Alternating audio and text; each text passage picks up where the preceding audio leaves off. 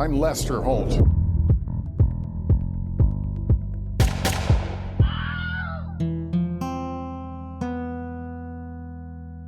Howdy, Holtheads. Kurt Money here, alongside my co-host, Kateline. And we are here to discuss a brand new Dateline. Yet again, another Blaine joint. Pretty quick after our last one, wouldn't you say? A lot of Blaine this season. Yeah. Still no dog in sight.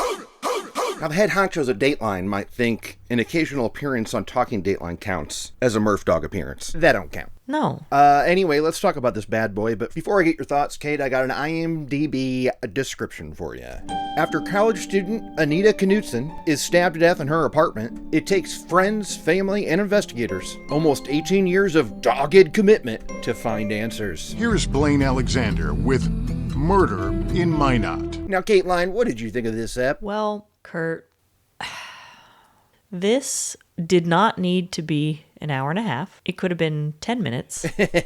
Look, you're being nice here. I feel part of you that regrets saying last week's was the worst ever. Yes. When I think clearly, this is the front runner by a mile. I mean, nobody else even started the race. This is the only one in it. Yeah, but I'm reluctant because I don't want it to seem like it's not worth watching or it's not worth listening to our take. I know. I hate coming in here hot and saying that we did not care for it. It's not like we look to hate on episodes. We don't like to do that at all. No, we love Dateline and we love to love it. Do you think other people loved this ep? Like, there's cool things in here, like the cold justice stuff and the verdict, which we'll get to. Like, there are interesting things, but this was a tough one to get through. I mean, 3 times I tried, Kate. Fell asleep all 3. Yeah. Anyway, I don't want to hate on it too much up top. Let's get into it. Our story takes place in Butte, North Dakota, but the murder happens in Minot, hence the title. Yep. So I wonder if that's going to come into your list, because they certainly do a lot of talking about stuff on your list today. Okay. My list, there are some debates that we're going to get into when it comes to my list. Okay, so they open up. This story's about the death of college student Anita Knudson, who was murdered in... Wait, is Minot in North Dakota? Yes. This is not the first time that it has come up in true crime. Interesting, because I got the same thing to say about Butte. Butte is not new to me, true crime-wise. What story are you thinking of? Well, Son of Sam, David Berkowitz, Okay. His next-door neighbor in Brooklyn, John Carr, from Minot, and killed himself in Minot. I did not know that. There was speculation that there was, again, occult activities, witchcraft and whatnot, happening in Minot. Really? So I'm actually pretty familiar with this town. Wow, did you... Also, Josh Duhamel is from Minot. No way. Mm-hmm. Okay, they just called it Duhamel on the studio. We got Beal, we got Duhamel, we got O. Are you positive about which one it is or no? Well, for a long time, I was just saying Duhamel. Yeah. But I think it's Duhamel because Timothy Oliphant pronounced it that way when he was on Conan. Boom. Why? Because, like, they look alike? Yeah, they're friends because they look alike, and Timothy Oliphant actually had Josh pose with his family for their Christmas card and sent it out and just pretended it was him.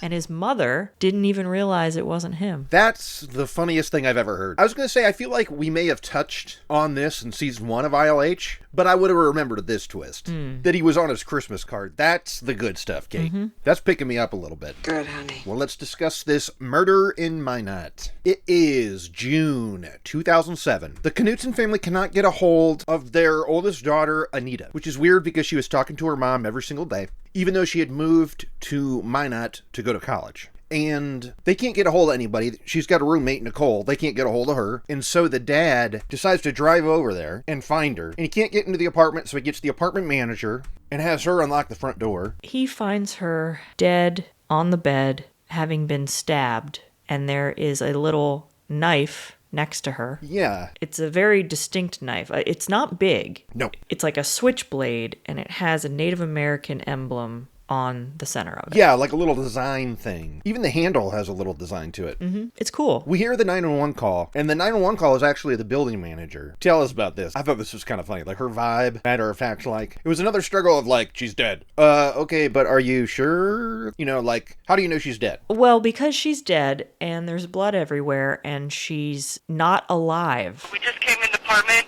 I think she's dead.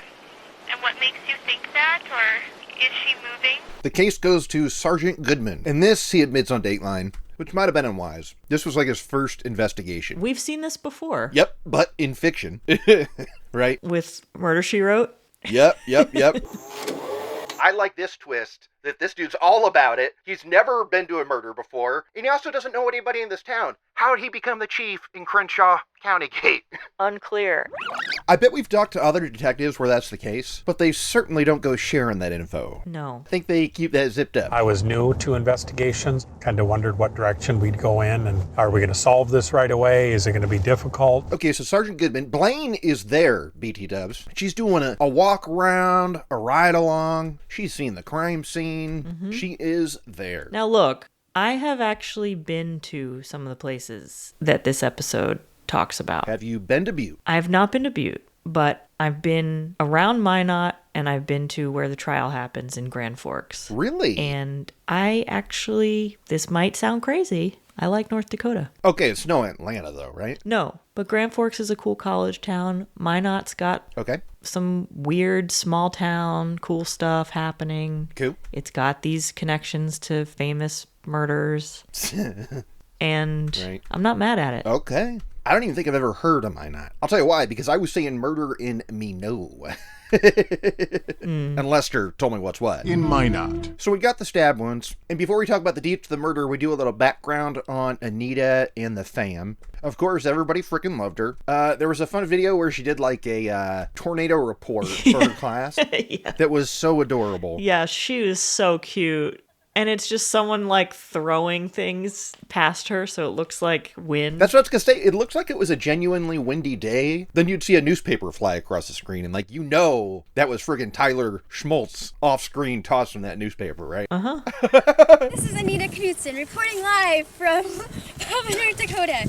There is a ginormous tornado coming towards us from the southeast. Oh, it was awesome. Anita looked cool. Everybody loved her. And she has two siblings. They grew up in California and were adopted, all three together. Mm-hmm. And so there's three of them. There's Danny, the youngest.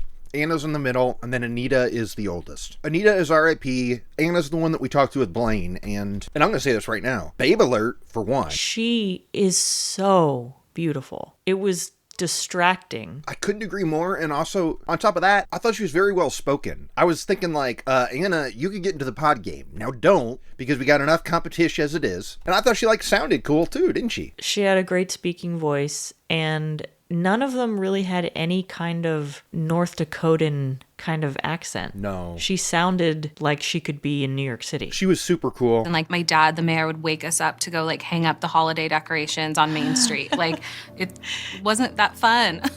So now we're back in current day and we get the scoop from Blaine and Goodman. And he's giving us the rundown of what happened that day. So he goes up there, front door is locked. So we're thinking it's got to be somebody who had a key because they locked the door behind them when they left. But there's a screen missing from the window right by the door. So they're going, what's up? Where's the screen now? Maybe somebody broke in through this window here. And they figure out that there were only 4 people who had a key. So right now that suspect list is Anita, her roommate Nicole, the maintenance guy, and the apartment manager. And I can tell you right now, as soon as I heard that there was a maintenance man, I was like, well, he did it. Really? Yeah. Okay, very, very interesting. Mm-hmm. I was suspecting someone else. Were you? And guess, the first time I watched this, when I woke up, I was like, wait, that's who's on trial? I know. Right? I was like, whoa. And I still feel that way. Yeah, I mean, we'll get to it. But yeah, it's weird. Mm-hmm. So they talked to the maintenance guy, Marty something, and he's got like his little office, right? And he said that it looked like somebody had cut an L shape into the screen, and that somebody had cut it that way to get out of, not into the apartment. Now, how the hell does he know that? I mean, I get it if it's broken glass. Like, noticing that the glass is broken outwards is like classic detective clues. Mm-hmm. How's he know it was cut outwise? He doesn't know that shit. He doesn't. Also, if he has the screen, did he not see her laying dead right next to the window when he took it to repair it? And he even called her name and didn't hear anything back. But I'm with you, Kate. Does that mean that he removed the screen from outside? Or are you telling me he went in her bedroom and then took the screen out? That's like, I mean, you know how much Mom Money loves the story of Chris. And how he didn't see the dead body in the closet when he went in and picked up the laundry. Okay, that's her favorite moment of our show ever. Also, men are not very observant. You know, I was thinking that too. I was thinking that same fact. Unless he had a reason to look into the closet, he's not going to notice shit about the closet. Nope. That does feel like a dude thing.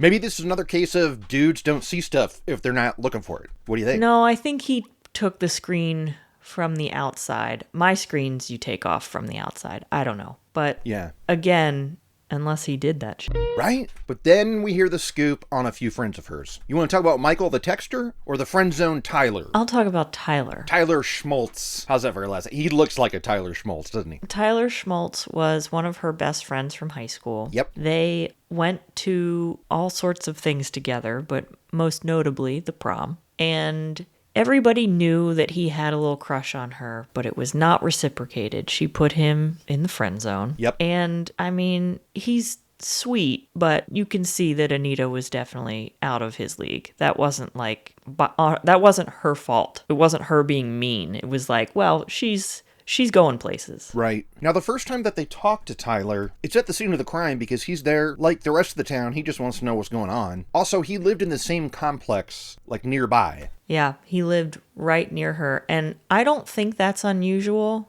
because they're going from a town of 50 to a slightly larger, like a smaller city. And I think they'd want to be near people they know just for their first time out in the big world. Yeah, and as far as the cops can find out, he's the only one that knew her really well. But wait, first thing I gotta say is they first talked to him in the crime van. Define crime van for me, Kateline. What's that? Does that just mean a police van? Just another police vehicle? Or does that mean the coroner's van? It might mean that. It might mean something later that alludes to that. But when they called it crime van, they didn't say police van. They said freaking crime van. He told police he had recently spoken with Anita, so they questioned him in the crime van. Is this like a van that they're listening undercover in? Where it says like, you know, window washers are us? Like, what is it? Like, is this for stakeouts? Maybe the police department uses their vehicles for many different purposes. Maybe it's a smaller department and it's like, well, we have the van. Ooh, maybe that's how they all went down and they were like, well, let's get this guy on tape because we know he's going to be a suspect.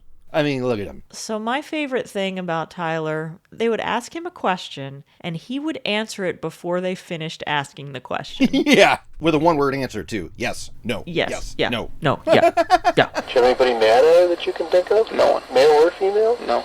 No? Everything was going okay for her? As far as she told me, yeah. Is she a college student? Yes. Are you going to college still? Yes.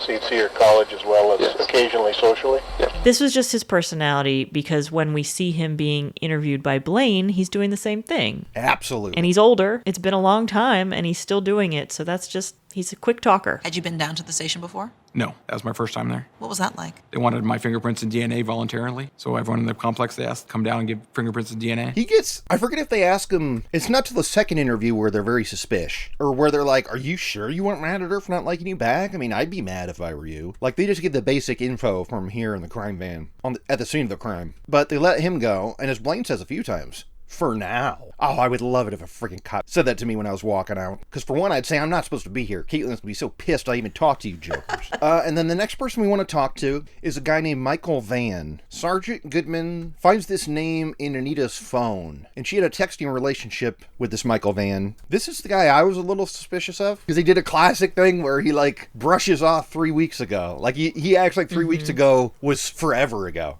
And it wasn't even related to sex. But it was like, God, I haven't seen her. Well, God, must have been 3 weeks ago or something. It's like, dude, stop pretending like that's a long time. I know. I wonder if it's different for young people, though. Because maybe they think they have a different perception of time. Yeah.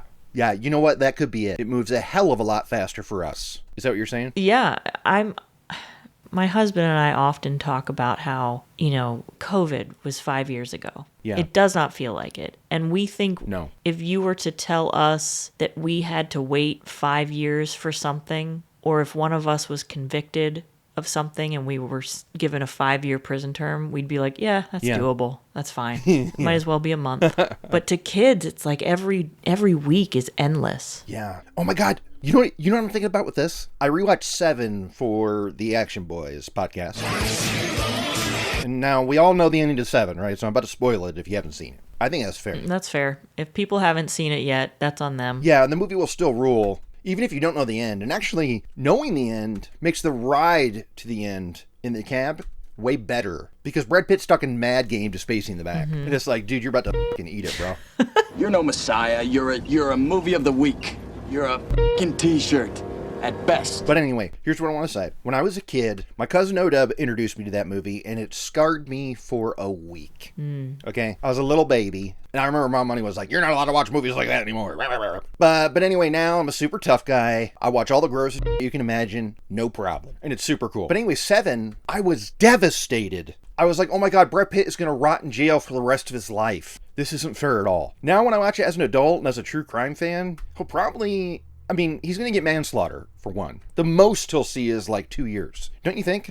It's not that... And I mean, it sucks because he like lost the game to John Doe, Kevin Spacey's character, and he killed a man, of course. But don't you agree? Like, he's not going to prison for the rest of his life. No, he'll get out with good behavior. It's whatever. Yeah, and actually, I saw it on Reddit. They were like asking a lawyer, what would the punishment be for Mills, Brad Pitt's character? And they had a word for it where it's like, if you are very clearly pushed to commit murder by someone, something about special circumstances where it's very clear like someone was doing their damnedest to make you murder them, that's like some sort of special circumstance. So you probably get like manslaughter or probation. So anyway, that's kind of funny. Aren't you going to ask me my favorite Fincher? Oh, I am so sorry, Kate. What's your favorite Fincher? I bet it's the same one as mine. Zodiac, dog. Zodiac, yup. It's gotta be, right? It's gotta be Zodiac. I'm right there with you. I think it's one of the greatest films of this century. Yeah, I could not agree more. I like killing people because man is the most dangerous animal of all. So we hear about these texts with Michael because he had been texting with Anita the morning of 4 to 5 a.m. So that's,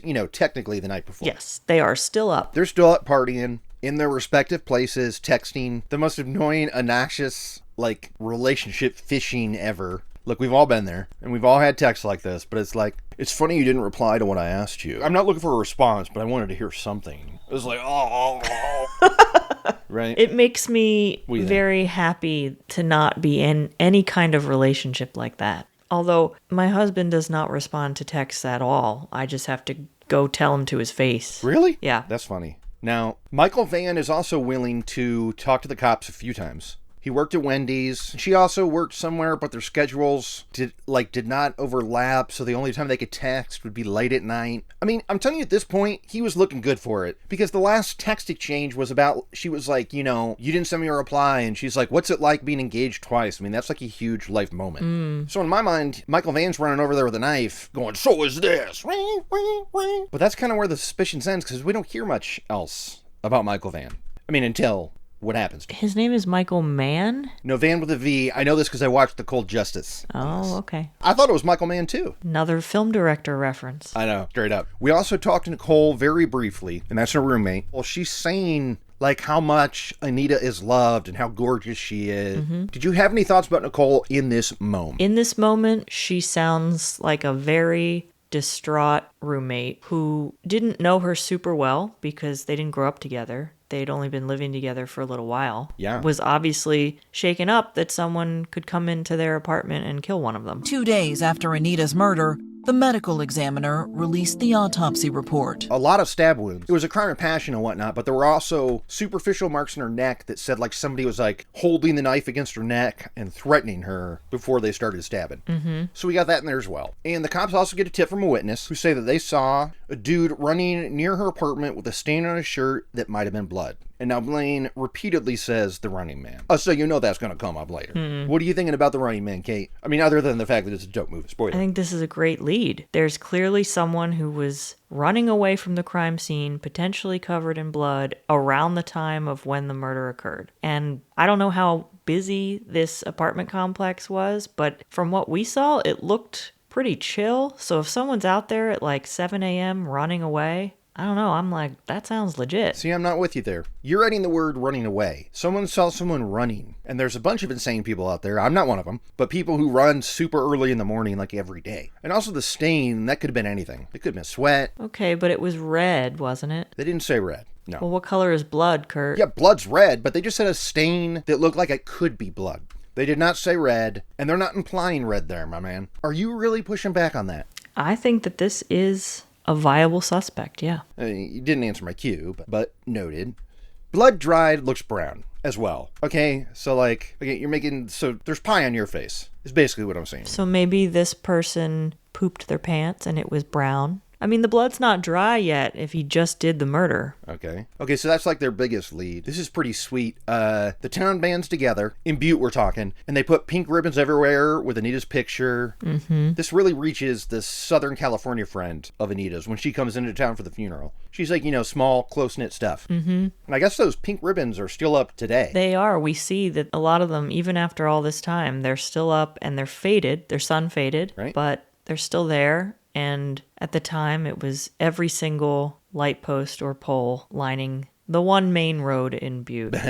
Yeah. I remember the entire town was pink. Every storefront, car, light post, everything had a pink bow on it. Okay, so then it's time for Anita's funeral. And we see footage of it because the cops are in the bushes with the camera, looking at people going in and out. Because we always hear that sometimes the perpetrator likes to show their face for their victim. Yeah, or it's somebody close enough to the victim where they're expected to go, and it would look weird if they weren't there. But something goes down to this funeral. Now, great turnout, okay? I mean, it was... lines were out the door. They had to open up the gym for excess mourners. But there's a little blow up that happens outside. Do you remember what happened here, Kate? Do you remember who this was between and what it was about? No. Nicole's mom is yelling at Anita's mom, like, how dare you accuse my daughter Nicole of murdering your daughter? Because, the whole town's whispering, pss, pss, maybe Nicole had something to do with it, because they butted heads as roommates. I think I missed that. It happened. You were probably snoozing. I was probably snoozing. Yeah, and one of the friends who repeats the story is clearly pro Anita's fan, because she's like, it was weird to see an adult act like that. And I overheard Nicole's mom asking her rather aggressively, how could you think my daughter did this? I can't believe that this is the rumor going around. It was just wild. It was just wild behavior for an adult. After the funeral, Tyler, he puts together a little balloon ceremony, doesn't he? He gets 150 pink balloons, and they all release it into the wild. And this is one of the things where, and again, I'm feeling for Tyler in this ep, because he does all this stuff for his friend, who he genuinely felt for, and so he's doing stuff to keep her memory alive, and look for the killer. And this is to everybody else, not just the cops. Everybody's going, well, Tyler probably did it. They all think it's super suspicious. Yeah. It's a shame. Were you suspicious of this balloon move and him starting to Facebook? No, not at all. I did not suspect Tyler, not once. Especially because we talked to him early on the Dateline. Mm-hmm. If Blaine hadn't talked to him, I might have, but I just feel bad for the guy. Because even when the trial happens 20 years later or something, he's still talked about as a suspect during the trial. It's just like his close friend died. Ugh. Did you have anybody that you suspected at the time? Back then, Tyler. Oh, I love when they're talking roommate drama. The way that Blaine says roommate drama. They had roommate drama. They did, yes. I said, Blaine's got some roommate drama in her past. I kind of want to hear it. What do you think? Maybe so. Don't we all? I don't know if I do. Not really. Well, what? Aren't you blessed? So, sorry.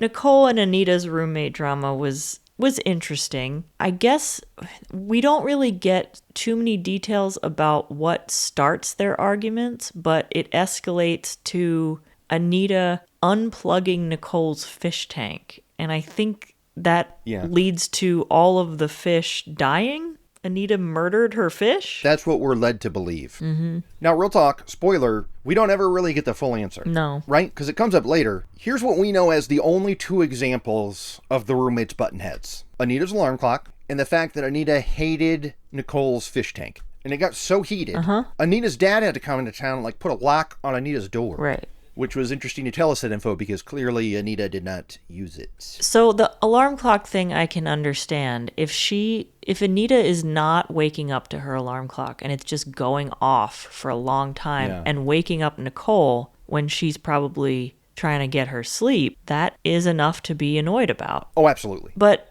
unclear if Anita accidentally unplugged the fish tank or retribution. Was it retribution? I don't know. Because they had some texts back and forth where she was like, being Mr. Nice Guy doesn't work. So now I gotta do something else. And again, that wasn't even that straightforward of a threat. This drama right now doesn't sound like it's gonna motivate some murder. Basically, unless those fish died. I mean, I guess we gotta find out at the fish. It doesn't sound like it's enough for murder, but it does sound more intense than any roommate drama I've ever had. To say things like, I guess playing the nice guy doesn't work anymore. I can't imagine making threats like that to a roommate for any reason. Right. Yeah. That's true. What would motivate me to do that? I don't know. Because I feel like any beef would be about getting money for rent. That's the most justified beef with the roommate. Okay, so they bring in Tyler again. This is the first of 2 times this has happened, where we find out someone's alibi. This wasn't his alibi, but he had just watched a movie with Anita, like the night before, and they went on a walk. Now, who am I blaming here? Sergeant Goodman or Blaine? Why didn't they ask what movie? Because that keep him on his toes. If they think this guy friggin' did it. That's a great point. What do you think? Great point. Especially for someone who answers so fast. Oh, he would have said the answer immediately. What do you think it was? So it was so this was 2007, June. So maybe think of like 06 movies. Eternal Sunshine. No, it was 04. But still, that's very possible. Especially if he's got like unrequited feelings and stuff. You know, I was thinking, if it's 07, I was thinking of Hot Rod. But that came out that year, so they'd have to be in theaters. Not ready for rent just yet. You like that movie, yeah? It's funny as hell. Isn't Knocked Up 07? Yep, I believe it is. I'm pregnant. With a baby? Yes. Then what are you hitting on me for? Days are passing. They're talking to Tyler. They're talking to Michael. They really don't have anything so far, other than the Running Man bit. Remember the Running Man? Someone calls 911 to report like a drunk dude in a closet that has a knife on him. So the cops go out and get this guy. He like stumbles out of the closet. He's clearly high or drunk or something. And this is Devin Hall. Tell us about this guy. I mean, I like his talk and stuff. He was like, no, dude, no, bro. And they were like straight up like, did you murder him? Bro. He's like, no, dude. I gotta be honest with you, Kurt. Don't remember him. Snoozing. Okay, this may ring a bell. They were thinking that like he had like a caseworker because he was like a troubled teen and stuff. And his caseworker was like, well, I hope he didn't do it. And Goodman's like, oh, okay, writing that down. And then they find out that he had previously been arrested for breaking into homes through windows. So that's another sign that Goodman's writing down. And then they hear that his family or somebody might be familiar with the type of knife that they found at the scene. So that's when they bring Devin in. And they're, throwing him softballs. But they're getting to the point where it's like, hey, did you do this or not? If there's a chance that you crawled in the window and killed this girl. No, I didn't, bro. That's murder, man. And what makes Goodman drop him as a suspect altogether is because of how honestly he answers about being familiar with that kind of knife, right? Devin's like, oh yeah, I think I did used to have a knife like that, when he's asked about the murder weapon. And this is a unique knife, dudes. It is. Okay, so he's like straight up admitting to that, but he's being way too upfront and honest, which I respect as well. Now, this will come up at the trial by some yahoo that I cannot believe it was legal for them to even do. But somebody was like, he was a perfect suspect. Why didn't they press him? Well, they talked to him, and I'm kind of with them. It doesn't sound like it was him, dude. Maybe he had an alibi, too. According to that video they had of him, he's like smoking and had like a bandana on. They had just picked him up at the train, at like, it was like an evening train pickup, and she had been murdered that morning. Mm-hmm. So that's why another reason we were thinking, well, he couldn't have done it. But don't worry, that'll be questioned 15 years from now. Okay, so a year after the murder, they still don't have anything, so they decide to run with this Running Man theory, where they make a sketch and like release it to the media. And they get some hits from it, but it's from a dude actually going, hey, I was the Running Man. I was just running at the time, right? Right, but... So were you buying this? Or you were still suspicious? Be multiple people running. Fair. And how do we know that Running Man, that was exactly the morning when he ran, at that time? He just says that. Okay. He might remember it. It's a year later. There was a murder in town in the neighborhood that he does his morning jogs in. Maybe. Yeah, I'm just saying, it's not concrete. He agreed to take a polygraph and give a DNA sample. Police later concluded he was just out for a jog that morning. Okay, so years keep passing. Every year, they're going to the newspaper. June 4th, like clockwork, put a story out there about Anita. And now it becomes a fight against time because this is crazy. The maintenance man kills himself, which is wild. Mm-hmm. Right? It sure is, Kurt. That's something I missed on my first watch. I learned that from the Cold Justice. And I was like, did Dateline forget that? I was just too busy snoozing.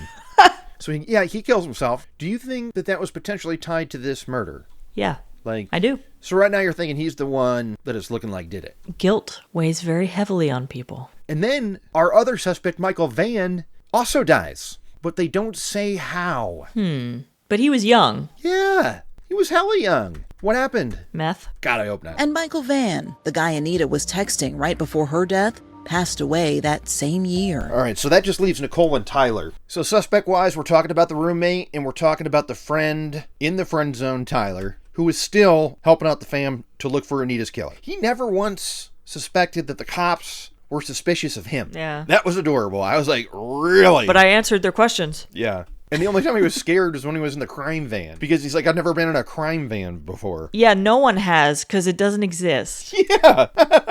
Oh my God. Because I just couldn't believe what was happening. I've never been in a police van before and talking to police ever. It's just weird. Okay, now this is a super bummer. 6 years after the murder, yet again, Anna gets a call that says, come home, we got bad news. And she finds out that her younger brother, Daniel, committed suicide. Yeah. And, like, they don't directly say it, but it's like, you know, he did it because of the murder of his sister. He took it really hard and he had a tough time and struggled in the years after her death. And it reached a breaking point. And the family said that they lost 2 members of their family from this same killer. Okay. Now, it's Tyler himself that has the great idea, let's petition this show, Cold Justice, to come out here and help us. So in 2015, he gets a petition going, gets like over 1,000 signatures. And it takes 7 years, but gosh darn it, Cold Justice shows up. When Cold Justice came to town, word spread very quickly. Yeah, it was no secret that they were there. Now let's talk Cold Justice. I'm familiar with the lady who hosts it. I'd never heard of Cold Justice before, though. Have you ever watched it? I've never heard of it. I've never seen it. I think it's very funny that 7 years later it was still on the air. Yeah. That's lucky. Did you recognize the lady when they showed a clip from the show? No, I don't think so. But they come to town and spend 10 days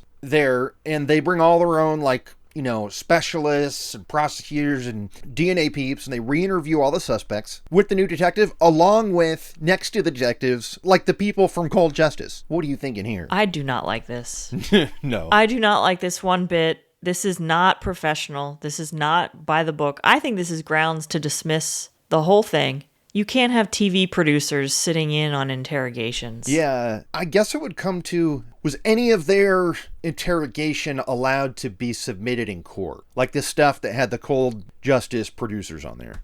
Because I'm with you, that should not be allowed. Look, I think it's cool. Like, the show is responsible for keeping the case in the spotlight. You know, like, there's a good reason for them to come to town to keep the case alive. Or no, what do you think? I don't think there is. In any case, not just this case. Any case. In any case, but specifically in this case, maybe you could argue that the lack of evidence is exactly why they need to come to town and help dig some up. But to me, this was just so inappropriate. And we see some clips because they talk to Anita's family. Well, of course, they talk to Tyler again, because he's on the list. But they talk to Nicole, the roommate, because there's been some fresh info that they got from, like, one of her exes that they do dig up. We got to give them credit for this. One, they heard about the roommate drama, and they bring Nicole in, and we hear on the tape. But before they talk to her, they get a tip. What does her ex say happened one night when they were drinking? She was really drunk, and she told him and a bunch of other people there that she killed Anita. And the next day he tried to get her to say it again, and she was, like, denying it. I think the next day she had no idea what he was talking about. Yeah, that's probably true as well. And you know what I'm thinking? Now,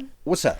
I'm thinking when she said that, maybe she meant that her actions led to Anita getting murdered. Like, maybe she forgot to lock the door. Or if she had been home that night, this maybe would have been prevented, or something like that. It didn't sound to me like she said to this party, I took this knife and I stabbed her. Well, at the trial, she ends up saying this to another person. So she has 2 different drunk admissions that we hear about. I feel like in one of them, she did say that she did the stabbing. I don't know. Look, I could very well see her having this admission drunk. Like, if she just if it happened once, I'd be like, there's no hope for it. We can't really hang on to it. 2 people, though, that sounds like the truth to me. Yeah. That puts some weight behind the claim to me. That she did it and feeling hell guilty about it. Maybe so. What do you think? Could be. So Cold Justice brings her in, and they ask her about the fish tank, and she's nothing but giggles, isn't she? She for one, does not remember Anita unplugging her fish tank. What does she say happened to her poor fish? I don't remember. The dudes that she was partying with filled the tank with beer instead of water. She said that happened, but no one ever turned it off, right. Though. But she giggles about it. One of my friends poured beer in it.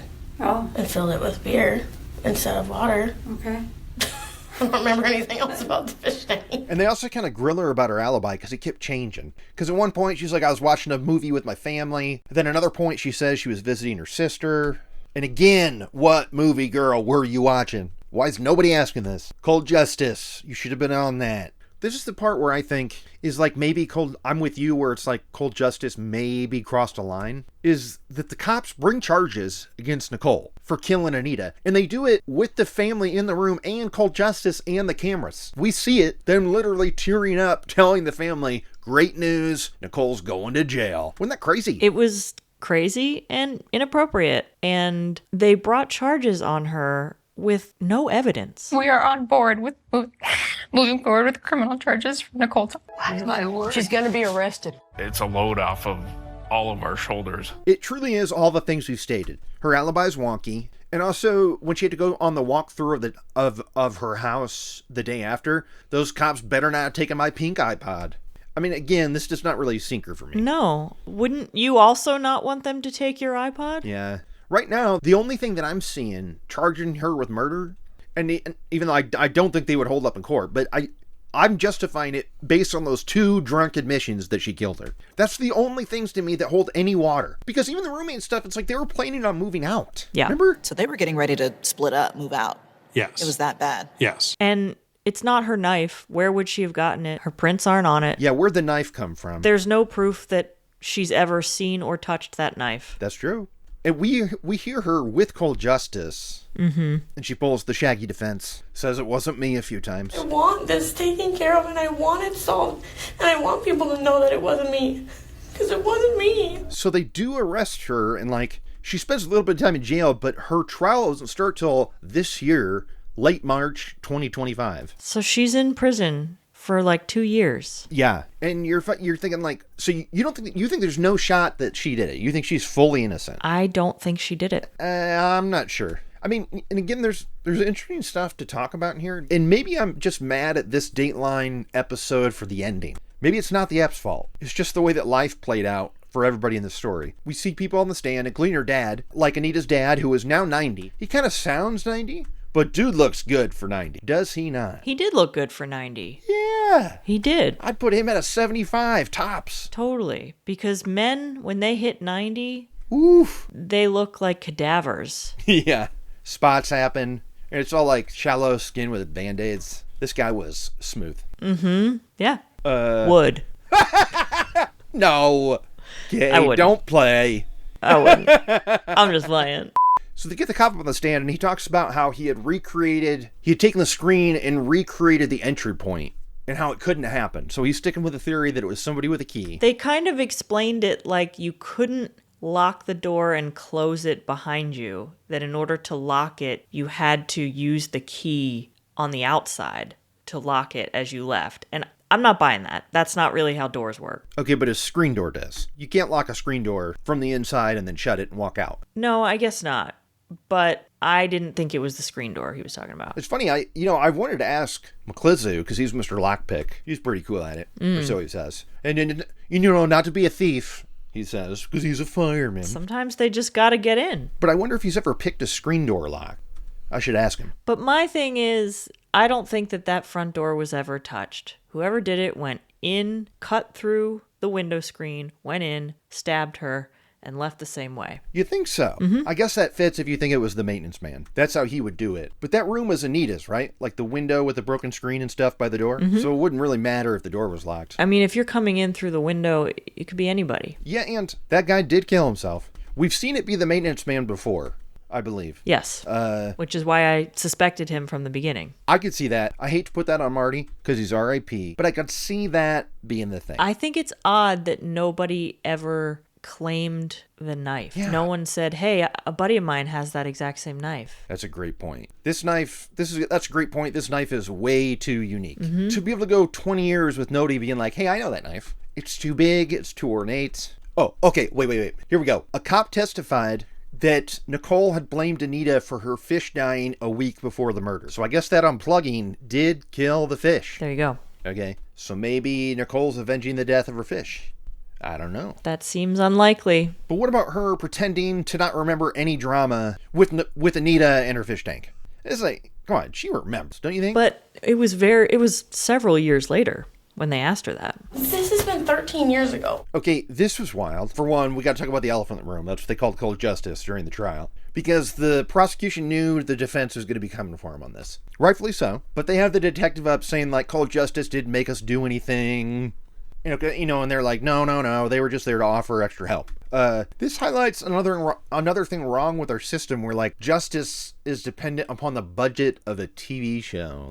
Right. Shouldn't we... I'm not saying give more money to the police. I think these cops felt pressured by the TV show's presence there with the rolling cameras pointed at them to bring charges on somebody because it had been cold for so long. Why did it only take 1 week and then all of a sudden they had enough? Yeah, I mean, supposedly because of those drunk admissions. But I'm with you. I mean, that's pretty freaking fast. And I'll say this. Of course, the last 2 seasons of Cold Justice are streaming on the cock. And you can bet your butt that these episodes about this case are not on there. It was actually, it was a 2-parter. Nicole's aunt says that she all but admitted the murder to her as well. Not drunk. And, you know, she's like, oh, well, here it is exactly. She did not say Nicole told her that she did it, but it was that Nicole said that Anita deserved to die. And when Nicole was relaying what happened to her in the morning of the murder, she mentioned about the broken screen. But when the cops showed up, that broken screen was nowhere in sight. And the only way that Nicole would know about that broken screen is if she had been there because she was busy doing the murdering. That makes sense, does it not? I mean, it's nowhere near for this trial to be happening. I'm with you there.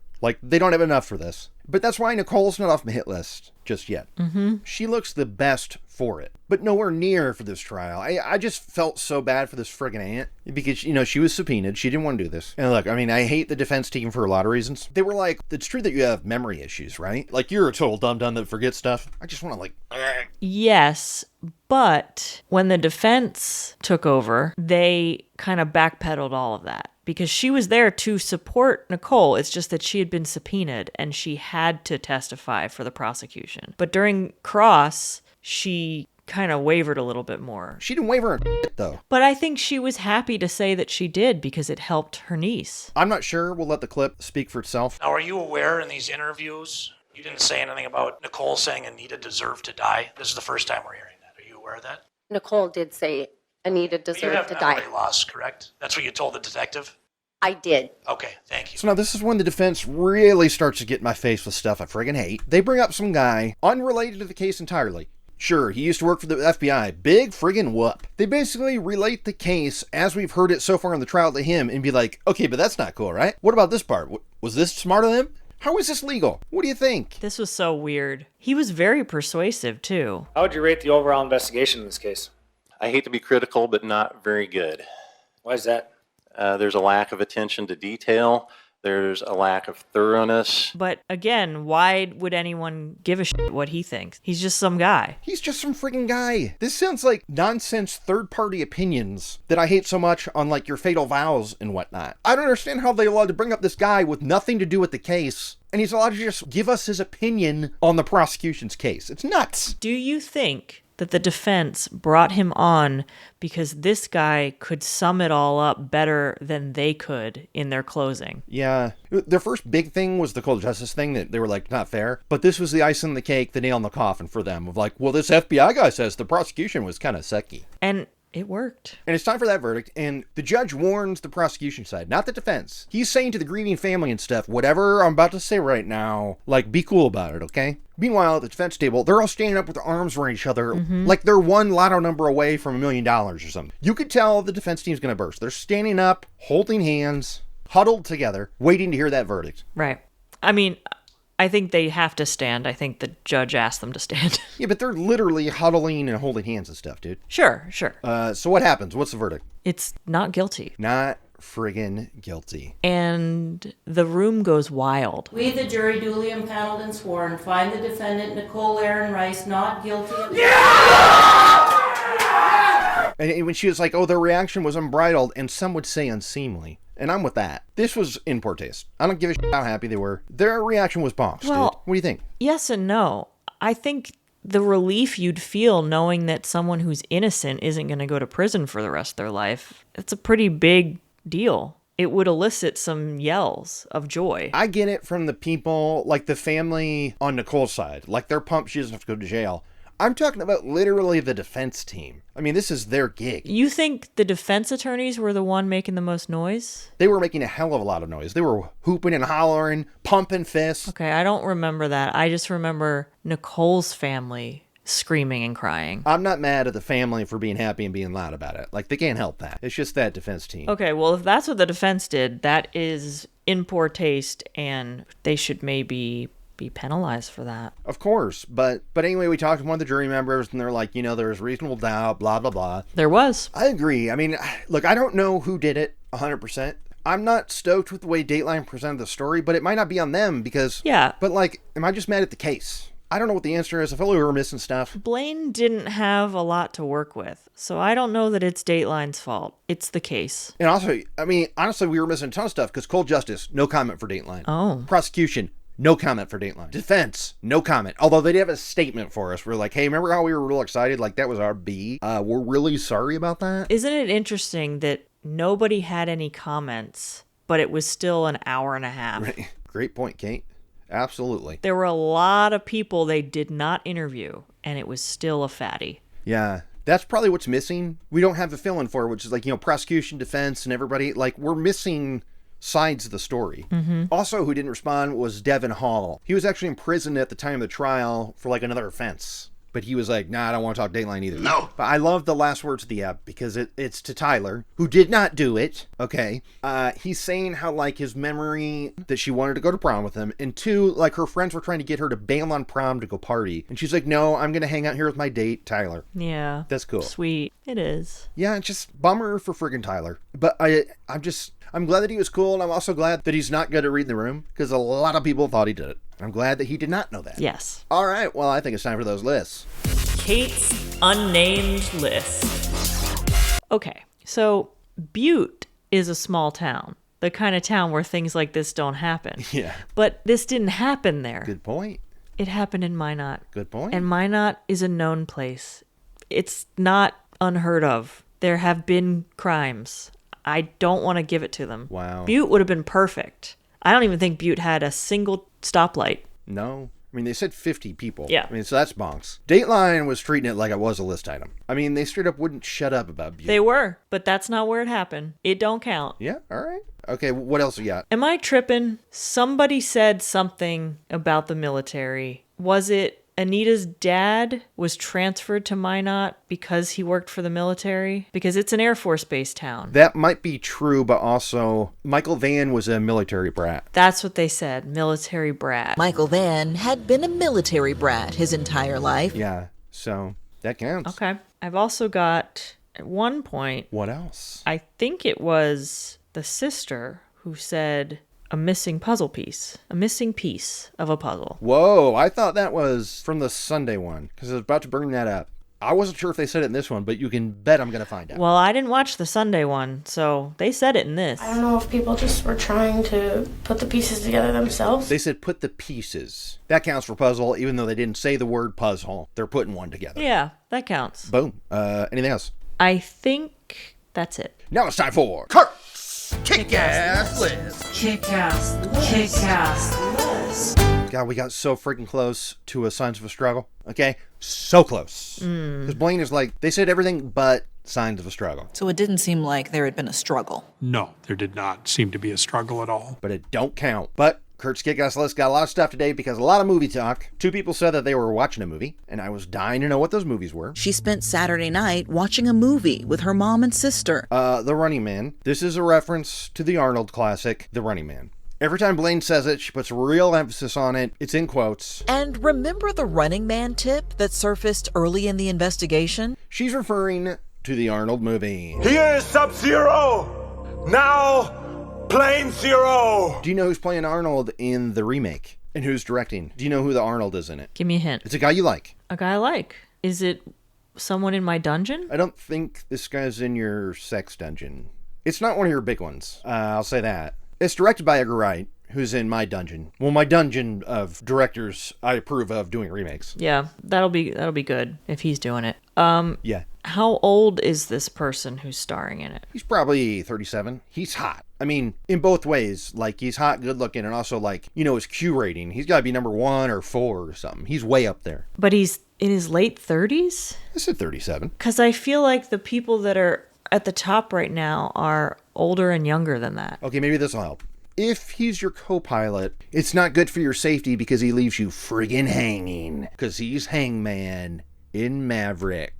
In Maverick, dog. Come on. Oh, Glenn Powell? Glenn Powell. Yeah, he is 37. He's not your dungeon, but he is a guy you like. Yeah, I like him. Sweet. But for that and the Edgar Wright of it all, this is about one of the only ways I'd be excited for a remake of The Running Man. That movie is in don't touch territory, but with those dudes involved, it's like touch away. Let's see what you can do.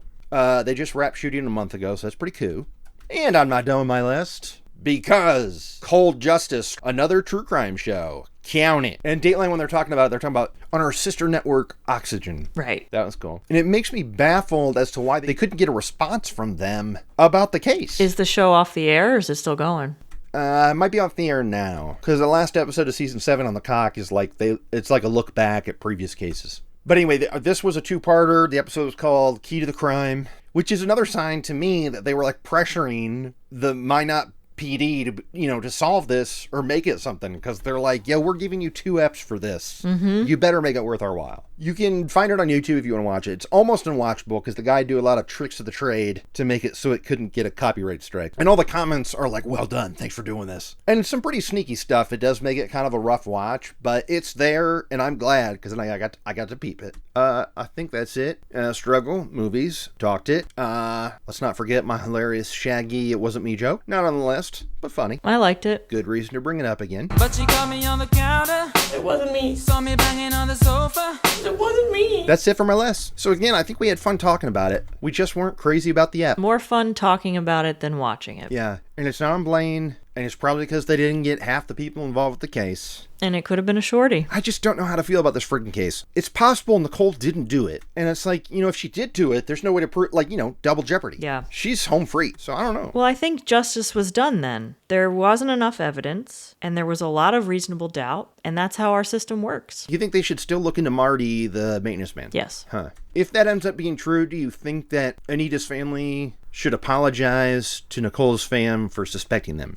I would say no because of that reaction in the courtroom. Like, it was justified reaction for the fam, but it's like, they're in a good place, right? Like, they don't need an apology. I don't know what was said between the two parties over the years. Other than the funeral time where they did fight. Yeah, it sounds like they probably shouldn't talk, even if it's to apologize. Just leave it alone. Leave it. Okay? Well, that's going to do it. I would encourage the Holtheads to check out our YouTube for video versions of episodes. Not this one, unfortunately. We had a number of flubs on my end that I made in the recording of this baby. So this week it's audio only, but every other week there's a friggin' video version of it, and you could check it out at our YouTube. And also check out our ILH Patreon, where true crime and comedy are on the same shelf. So go see what that's all about. We get 2 more episodes a month for $2 a month. It's pretty sweet. You can ask the Holtheads that are on there right now. They friggin' love it.